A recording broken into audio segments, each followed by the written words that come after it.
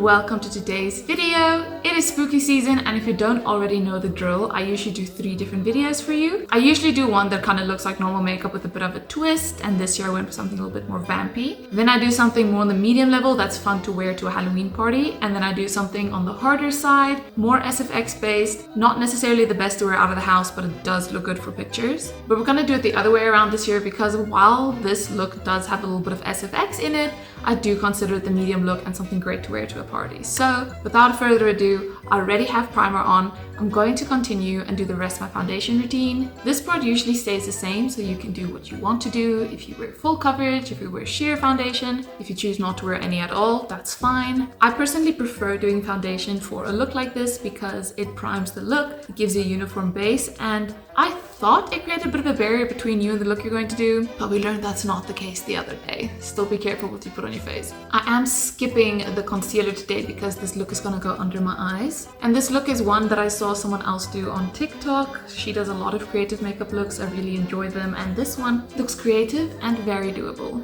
And I, for one, am very excited to recreate this look for you guys. If you want the full effect, you're welcome to block your brows. I choose to not struggle, so I'm just going to fill them in. I just don't want my brows to look forgotten, but they're really not the focus today.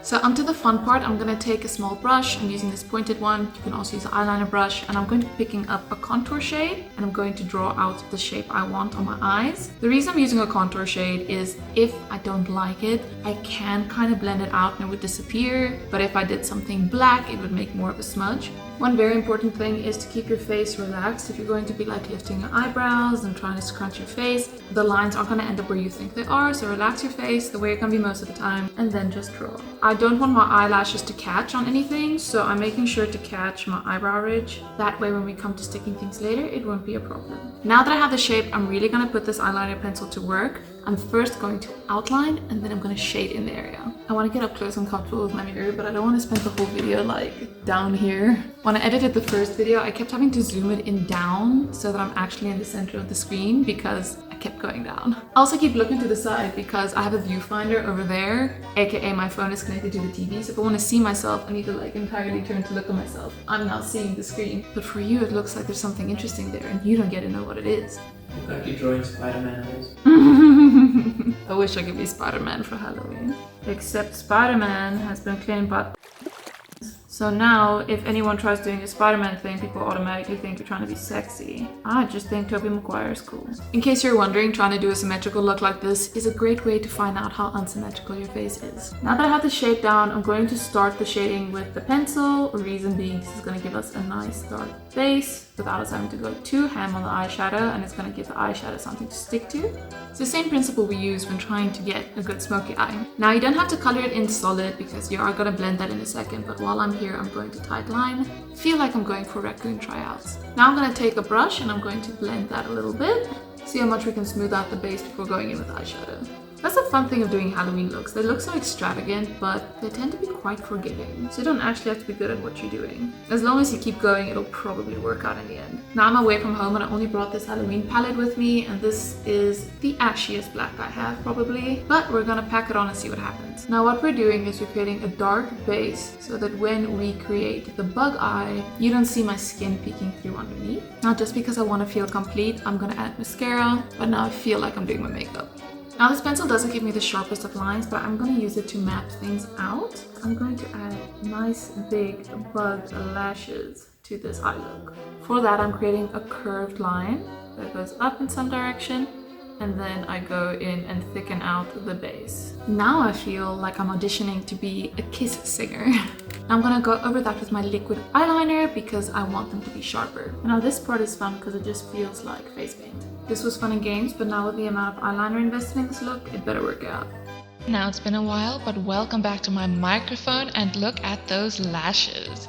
I think they turned out pretty great, so moving on to the next step, I'm going to take a simple tea bag and cut it up so I have 2 pieces of fabric, and then I'm going to put them on a washable surface and I'm going to color them in with a blackboard marker. Now doing this was quite messy. I ended up pressing it down quite a bit so that it leaked out a decent amount of ink, That fully saturated the material of the tea bag, and it worked pretty well in getting it a uniform shade of black, but it did have to dry. So while I was waiting for that to dry so I don't get black smudges all over my face, I went in and did my lips. I decided to go for a high contrast lip where most of it is red, but it has a black outline and it has white in the middle, and then I blended that until I was happy with the gradient going on. And then because I blended that much, I went in with a wet wipe and just sharpened up the edges of the lip. Now back to the eyes, I decided to put in a little bit of shade around the eye area so that it helps kind of blend the edge of the tea bags I'm going to stick to my face, or at least that was the idea. I definitely could have added a lot more here. I also could have added a different color if I wanted to give the effect of a bug wearing eyeshadow. I then picked up my white eyeliner pencil and added a few light details around the eyes. I ended up doing this again later on the eyes themselves. I found that worked a bit better, so you can skip this step and go straight to the tea bags. I tested them to make sure I could see through them, and I felt like it would work just fine, so I held it up to my eyes and tried figuring out the shape I was going to cut it. I kind of eyeballed it, cut it, put it back up to my eye, saw if there's anything I wanted to tweak or not, rinse and repeat until I finally got a good shape, and then I just duplicated that shape for the other eyes so that the two would be even. A lot easier than I expected. But now it's time to stick them to my face, so I'm whipping out my lash glue and I'm putting it all along the top edge of the eyepiece. I ended up dipping quite a few times because my lash glue is on the empty side, but I was careful not to get it on my fingers, otherwise my fingers would stick to it and keep lifting it as I'm trying to apply it. So after avoiding that, I went in and applied it from the inner corner to the outer corner because the inner corner has to line up with the rest of the makeup. The outer corner, not so much. So I lined it up, stuck it along the top edge, and then honestly I was pretty happy with it at that point.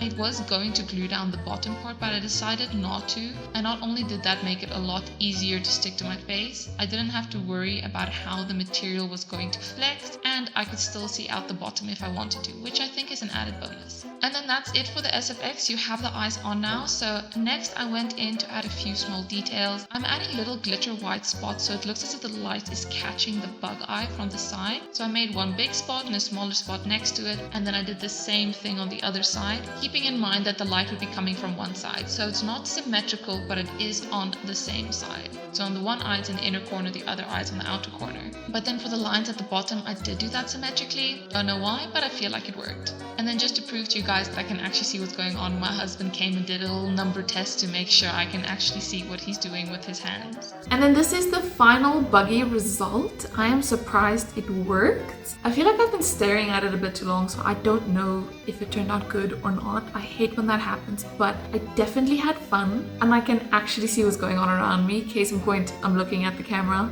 Or at least I hope I am. I can see what's going on around me. I can still text on my phone and everything. The one thing I wouldn't do is I wouldn't drive. That's a bit risky, especially if it's at night on your way to a party. Don't do that. But this is on pretty sturdy. I can move my eyes, I can blink, it's not bothering me or anything. And the nice thing is I left the bottom open. So if I really want to see something in detail, I can do that. So then that is it for spooky season. Next time you'll see me, it's hopefully when we're catching up on vlogs and other things. But that'll happen when it happens. In the meantime, thank you so much for watching. I hope you enjoyed this video as much as I enjoyed making it for you today, and I look forward to seeing you again next time. Bye bye.